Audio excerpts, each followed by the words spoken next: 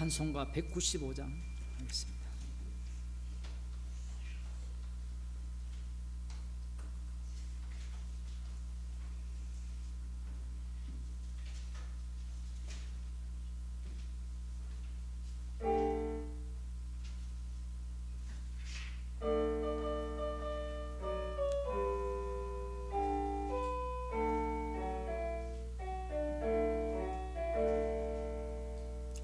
이 세상의 모든 죄를 밝히시는 주의 보혈, 성자 예수 그 귀한 피 찬송하고 찬송하세.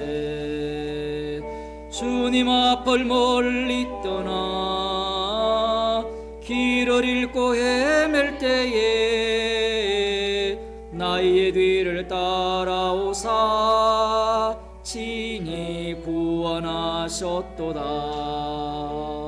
흰 눈보다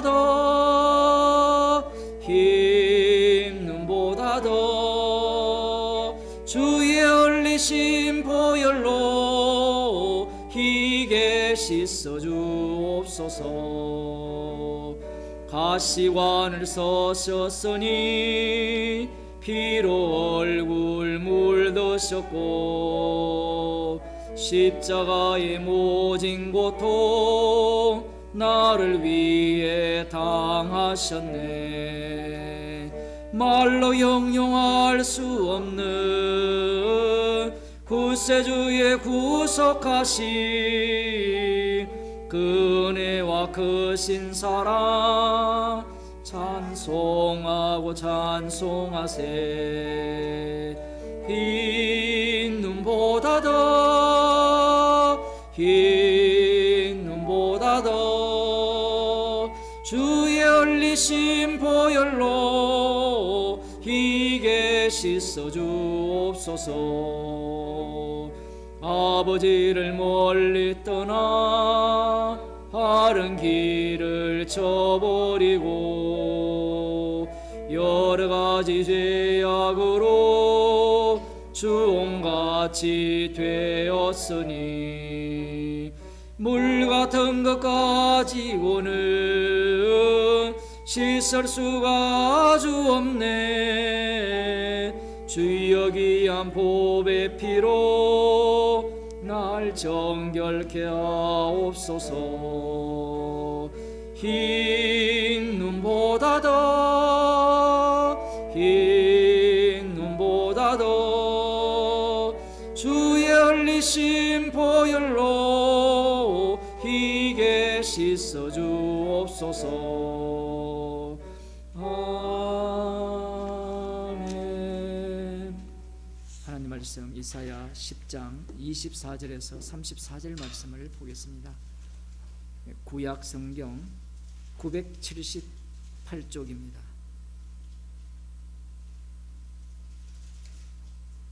제가 읽어드리겠습니다. 24절입니다. 10장 24절. 24절. 10장 24절. 주 만군의 여호와께서 가라사대 시온에 거한 나의 백성들아, 아수르 사람이 애굽을 본받아 막대기로 너를 때리며 몽둥이를 들어 너를 칠지라도 그를 두려워 말라. 내가 불구에 네게는 분을 그치고 노를 옮겨 그들을 멸하리라 하시도다. 만군의 여호와께서 채찍을 들어 그를 치시되 오랫 반석에서 미디안 사람을 쳐 죽이신 것 같이 하실 것이며 막대기를 드시되 바다를 향하여 애굽에 드신 것 같이 하실 것이라. 그날에 그의 무거운 짐이 네 어깨에서 떠나고 그의 멍에가 네 목에서 벗어지되 기름진 까닭에 멍에가 부러지리라. 아수르 왕이 아야스에 이르러 미그론을 지나 믹마스의 치중을 머무르고 영을 넘어 게바에서 유숙하며 라마는 떨고 사울의 기바 사람은 도망하도다. 딸 갈리마 큰 소리로 외칠지어다. 라이사야 자세히 들을지어다. 가련하다 너 아나도시여. 만메나 사람은 피난하며 개빈 거민은 도망하도다. 이날에 그가 노베서 쉬고 딸 시온산 곧 예루살렘산을 향하여 그 손을 흔들리로다. 주 만군의 여호와께서 혁혁한 위력으로 그 가지를 꺾으시리니 그 장대한 자가 찍힐 것이요 높은 자가 낮아질 것이며 철로 그 빽빽한 삼림을 베시리니 레바논이 권능 있는 자에게 작벌을 당하리라. 아멘. 여호와께서, 만군의 여호와께서, 전쟁하시는 하나님이죠. 여호와께서 시온에 거한 하나님의 백성들에게 하시는 말씀입니다. 아수르 사람이 북이스라엘만 멸망시켰을 뿐만 아니라 남유다까지도 멸망시키려고 덤빈다라는 거죠. 이들이 우리 본문에 보면 24절에 보면 애굽을 본받아 막대기로 너를 때리며 이렇게 되어 있는데, 이렇게 번역할 수도 있고요, 애굽 길을 따라 이런 쪽의 번역도 있어요. 어쨌든 아수르의 공격에 의해서 이스라엘 백성들을, 예루살렘이죠, 시온 산을 향하여 공격한다라는 겁니다. 그럴지라도 두려워 말라는 거예요. 아니, 처음부터 이런 일을 안 벌이시면 되잖아요. 그런데 반 죽이시면서 두려워 말라는 겁니다. 하나님께서 왜 이런 과정으로 몰아넣느냐? 그건 간단합니다. 이 남유다가 범죄했기 때문에 그래요. 우리는 하나님께서 이러한 번거로운 일들을 벌이시는 부분에 대해서 이해 안 하려고 해요. 우리 자신의 형편을 돌아보면 그렇잖아요. 왜 하나님은, 주님은 주의 이름을 위하여 나의 형편과 삶을 이러한 방식으로 몰아가시느냐라고 질문을 할 때 주님의 답변은 뭐겠습니까? 십자가신 주를 위함이다 이렇게 말하면 화 날까요, 안 날까요? 그게 화나는 거예요. 화나는 이유가 여러 중에, 요인 중에 하나가 비교 대상이 있잖아요. 저 사람은, 베드로가 오죽하면 이 요한은 어떻게 됐겠습니까? 묻겠습니까? 화나잖아요. 자기는 띠띠고 원치 않는 곳으로 이 남이 띠를 매가지고 간다라고 하는데 타인도 그렇게 해야 덜 억울할 거 아닙니까? 아수르를 통하여서 이 시온까지도 치는데 두려워하지 말라는 거예요. 그러면 우리는 안 두려워하면 되느냐? 이 히스기야 왕을 보면 두려워하거든요. 벌벌 떱니다. 두려워하지 말라고 했을 때 그 말씀의 의미는 말씀을 응하게 하기 위해서 이 말씀을 하신 거예요. 나중에는 이게 이제 십자가에서 완성이 되면 어떤 사태가 일어나도 성도는 사랑 안에 있기 때문에 두려움이 없는 자로 드러나요. 두려움 속에 몰아넣고 두려워하지 말라는 거예요. 그 이유는 이 과정 전체가 언약을 위함이기 때문에 그래요. 이스라엘 자체를 구원하기 위한 목적이 아니라는 겁니다. 만일 이스라엘 자체를 구원하기 위한 것 같으면 두려워하지 말라라는 그 말씀을 주시기 전에 애시당 초에 아수르를 쳐버리면 되잖아요. 18만 5천 명을 미리 죽여버리면 되잖아요. 그런데 하나님께서 일하시는 방식은 항상 어떤 방식이냐면, 출발은 하나님께서 시작을 하죠. 천지를 창조하시고 에덴 동산을 만드시고 출발을 시작을 하면 그 다음부터는 어떤 일이 벌어지는가 하면 그 출발을 시작하는 것은 말씀이 우선이라는 겁니다. 그 말씀이 우선이 되고 그 말씀이 던져지면 그 말씀의 세계에서 악마가 활동을 하기 시작하는데, 악마가 활동을 하면 그 활동하는 그 영역 속에서 주님이 자기의 이름을 드러내시는 방식을 취하는 거예요. 지금 이 정도 된다라는 것은 남유다가 그만큼 하나님 앞에 범죄했기 때문이라는 거예요.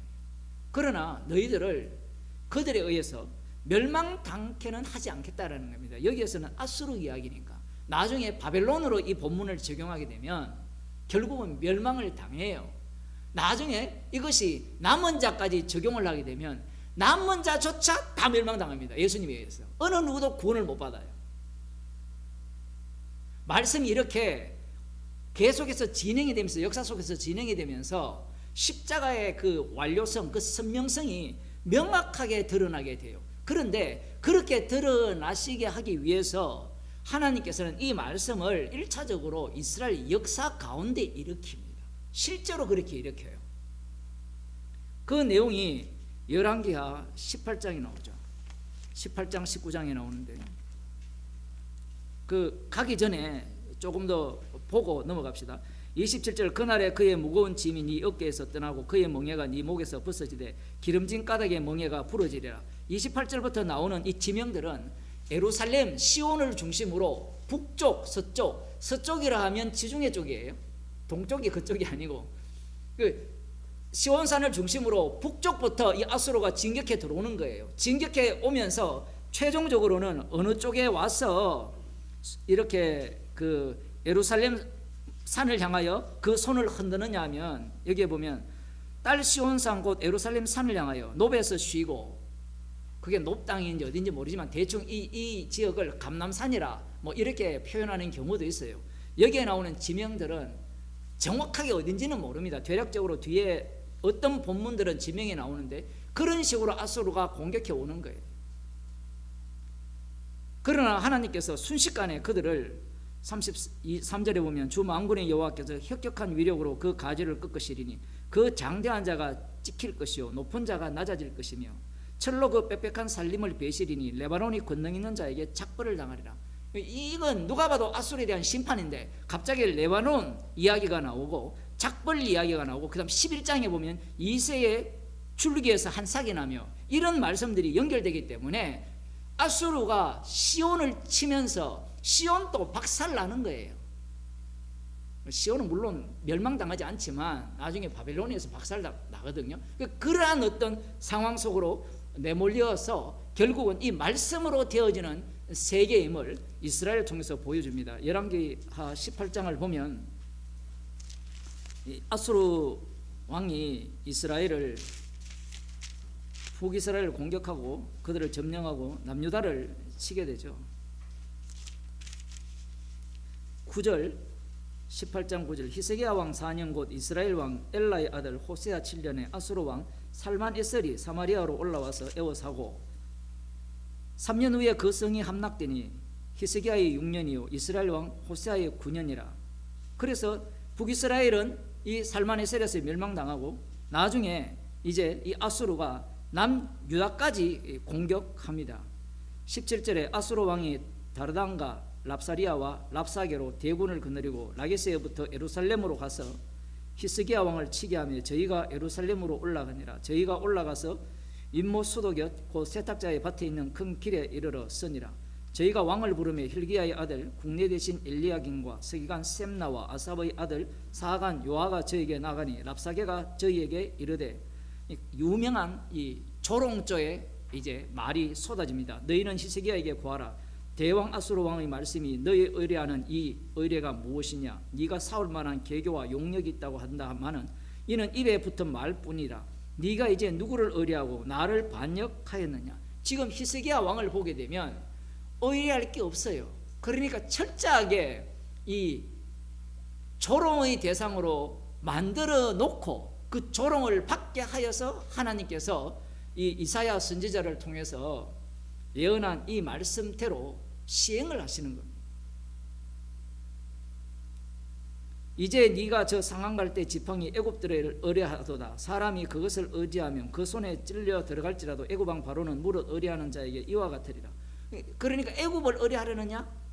그것도 상한 갈대에 불과하다. 상한 갈대 만져봤죠? 그냥 이렇게 넘어집니다. 저절로 건드리기만 해도. 그런 것들을 의뢰하느냐? 왜 굴복하지 않느냐 얘기죠. 너희가 혹시 내게 이르기를 우리는 우리 하나님 여호와를 의뢰하노라 하리라마는 히스기야가 여호와의 산당, 이 우상의 산당이요 우상의 산당과 제단을 제하고 유다와 예루살렘 사람에게 명하기를 예루살렘 이단 앞에서만 숭배하라 하지 아니하였느냐 하셨나니 이제 너는 내 주 아수르 왕과 내게 하라. 네가 만일 그 말 탈 사람을 낼 수 있다면 나는 네게 말 2,000피를 주리라. 네가 어찌 내 주의 신복 중 지극히 작은 장관 하나님들 물리치며 애굽을 의뢰하고 그 병거와 기병을 얻을 듯하냐. 지금 이 예루살렘 요거만 남았거든요. 누가 보더라도 이길 수가 없어요. 상황 자체가 마치 십자가에서 주님이 다 이루었고 승리하셨다라고 할 때 그게 무슨 승리입니까? 역사적으로 이런 걸 보여주거든요. 보여줘도 인간은 깨닫지 못해요. 보여주면 어떻게 이 본문을 해석하는가 하면 이 역사적인 내용을 역사상에 일어나기를 바라는 식으로 해석을 해버려요. 그래서 예수님의 십자가는 모든 사람들이 보기에 조롱거리에 불과한 겁니다. 조롱을 당해야죠. 오전 설교에 말씀드렸잖아요. 우리가 복음을 전하면 조롱 당하는 겁니다.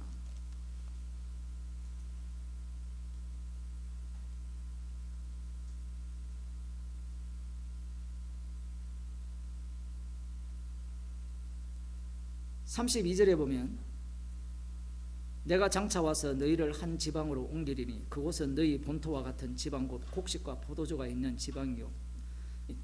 이 북이스라엘을 멸망시켜서 완전히 온갖 곳으로 다 흩어버렸잖아요.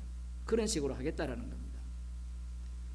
36절 그러나 백성이 잠잠하고 한 말도 대답지 않으니 이는 왕이 가만히 있으라라고 그렇게 명을 내렸고요. 결국 이사야를 통해서 하나님께서 하시는 말씀을 전가하는데 4절에 보면 랍사게가 그 주 아수르 왕의 보냄을 받고 와서 사신 하나님을 해방하였으니 당신의 하나님 여호와께서 혹시 저의 말을 들으실지라 당신의 하나님 여호와께서 그들을 그 들으신 말을 인하여 꾸짖으시다니 당신은 이 남아있는 자를 위하여 기도하소서. 히스기야가 이사야에게 기도해달라고 요청을 하고요. 결국은 그 기도가 응답이 됩니다. 응답이 되어서 하나님께서 이들을 치시죠. 19장 35절입니다. 예언한 내용이 앞부분에 나오는데요.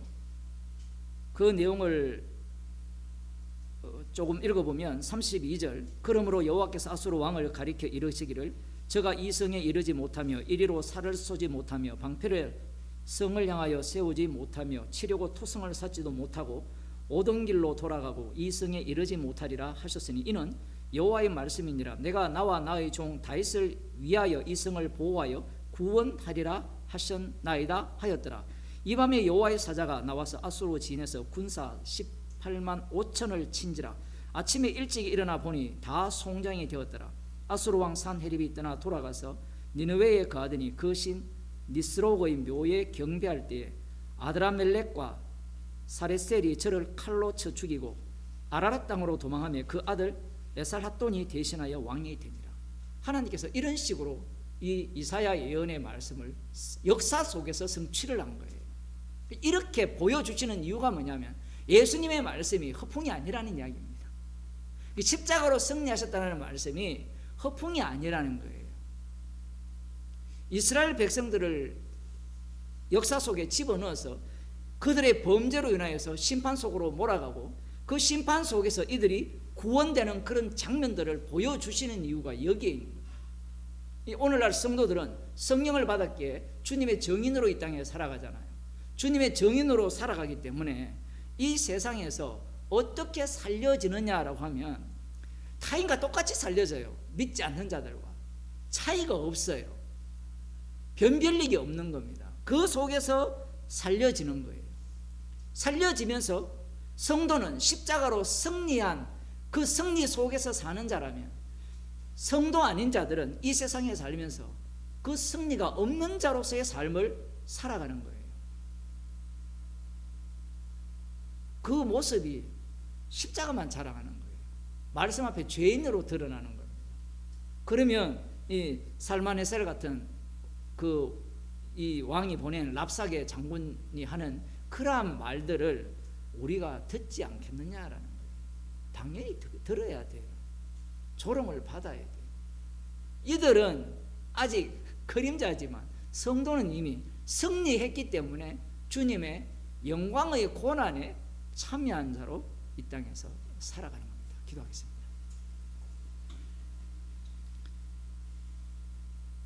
하나님 아버지, 하나님께서 사랑하시는 이스라엘을 위하여서 언약을 주시고 그 언약을 위하여 이스라엘을 새롭게 만들어 가시는 그 여정 속에 이스라엘을 집어넣어서 십자가를 전가하는 자로 만드셨습니다. 십자가에서 승리하셨기에 저희들에게 성령을 주시고 우리의 인생을 이 땅에서 조롱받고 비웃음의 대상으로 살아가게 하심을 감사하는 주의 백성이 되게 하여 주옵소서. 이미 십자가로 승리하셨기에 범사에 감사하는 주의 백성이 되게 하여 주옵소서. 예수님 이름으로 기도드리옵나이다. 아멘. 하늘에 계신 우리 아버지여, 이름이 거룩히 여김을 받으시오니 나라에 임하시오며 뜻이 하늘에서 이루어진 것 같이 땅에서 이루어지이다. 오늘날 우리에게 일용할 양식을 주시고 우리가 우리에게 죄인을 사하여 준 것 같이 우리 죄를 사하여 주시고 우리를 시험에